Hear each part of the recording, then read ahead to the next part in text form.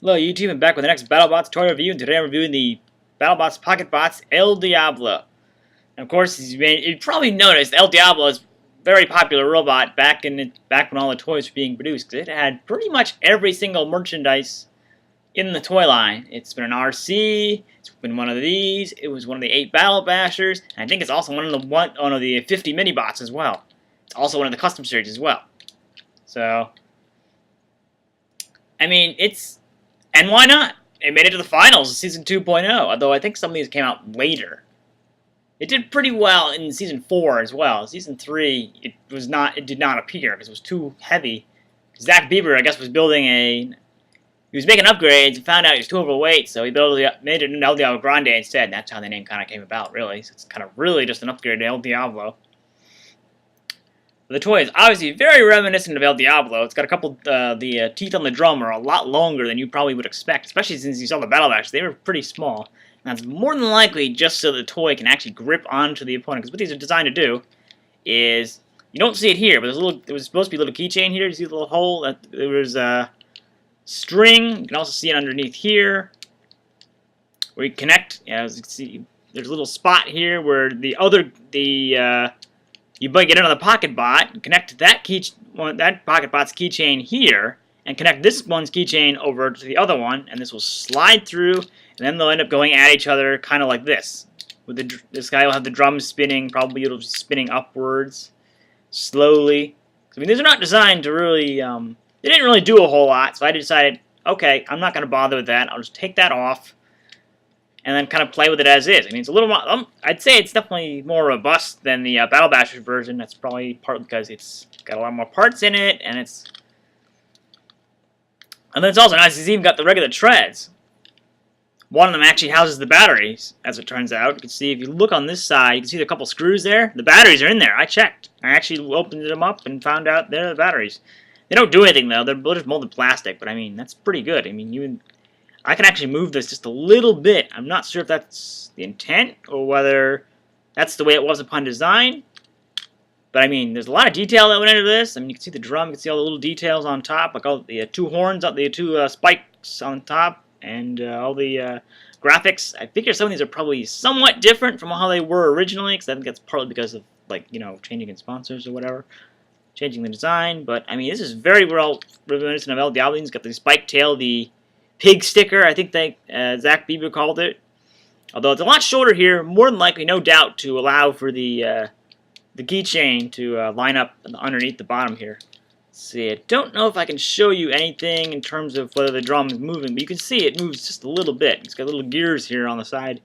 That indicates that it moves. Let's see, there's a little switch here on top, you probably noticed it, but when you release it, that's when you get the two to fight. So you pull them back while this is locked so that it can kind of build up energy, and then the two of them will come at each other. And this will flash, I think, while that's going. I don't know if you can see it here. It's probably, the batteries are probably dead here, but... there you go. There's a little demonstration for you.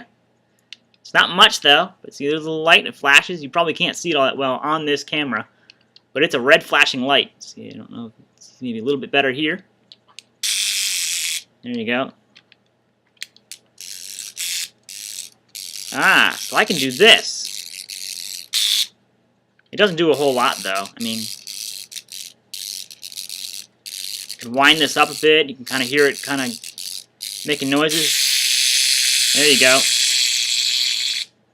That's about what it does. That's pretty much what it does. That's kind of cool.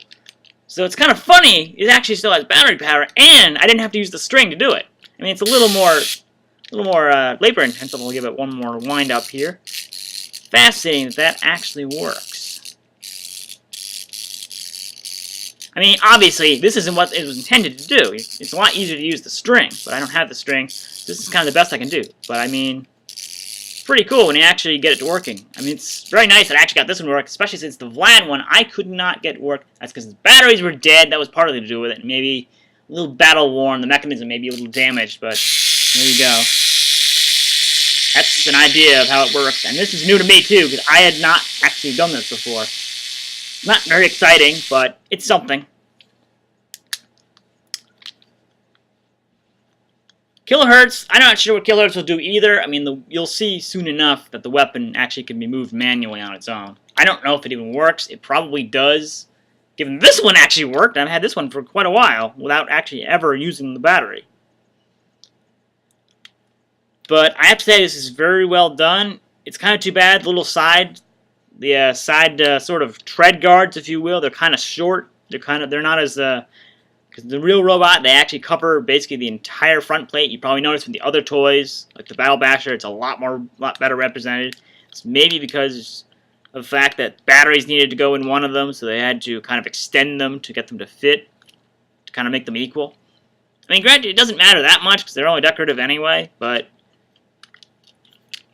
I'd say this is very well done. I kind of wish these were hinged like they are on the Battle Basher, and especially on the show. But I mean, the horns are not. They're pretty solid. They're not rubberized like the Battle Basher either.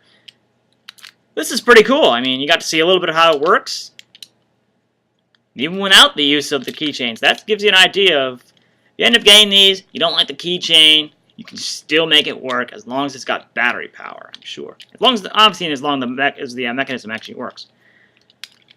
But yeah, that's my review on the Battlebots, Pocketbots, El Diablo. Thanks for watching.